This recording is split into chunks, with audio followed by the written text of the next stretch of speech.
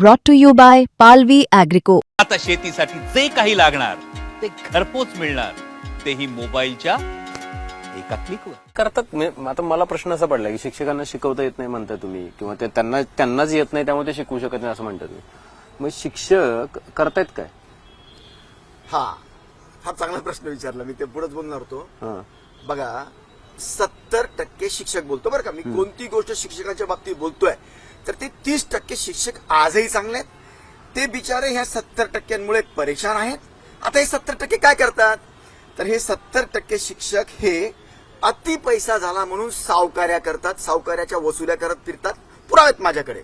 मी माझ्या मतदारसंघामध्ये जिल्ह्यामध्ये लावलं, प्रूव्ह झाले आणि त्यांना त्यांच्या नोटिसेस दिल्या आणि त्यांना ते बंद करायला लावले. एलआयसीचे एजंट आहेत, एलआयसीचे एजंट आहेत, बँकेचे लोनचे एजंट आहेत. मिसेसच्या नावाने घ्यायचं आणि स्वतः लोनचे एजंट बनायचं.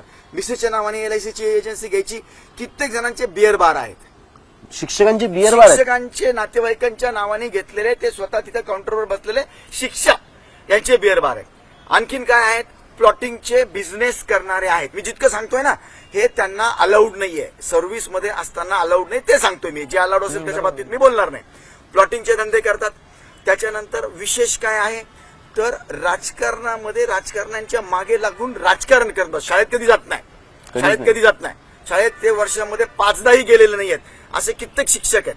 कित्येक संस्था चालक त्यांच्या नातेवाईकांना शिक्षणाला लावून ते कधी न केलेले शिक्षक आहेत. बरोबर आहे. सावकार्या म्हणजे लोकांना परेशान करून 10% गाव सोडून आत्महत्येवर उद्बोध करून त्यांना करतात. इतर सगळे धंदे करतात लेखी सोडून. असे बरेच कामं करतात. तुमच्याकडे पुरावे होते? हो, पुरावे होते. तुम्ही तक्रारी केल्या? लेखी तक्रारी केल्या एज्युकेशन ऑफिसरकडे आणि ब्लॉकेज. त्यांनी तपास केला. ते आढळले. त्यांना नोटीस देऊन बंद केले. जवळपास 200 जण आढळले. 200 जण आढळले. हो. आता एकेका मतदारसंघामध्ये 3,000 शिक्षक आहेत ना. 200 जण असे आढळलेत सर. 200 आढळले म्हणजे मी त्यांना दाखवलं की कोणत्या ना कोणत्या प्रकारामध्ये 700 शिक्षक असे इन्व्हॉल्व्ह होते.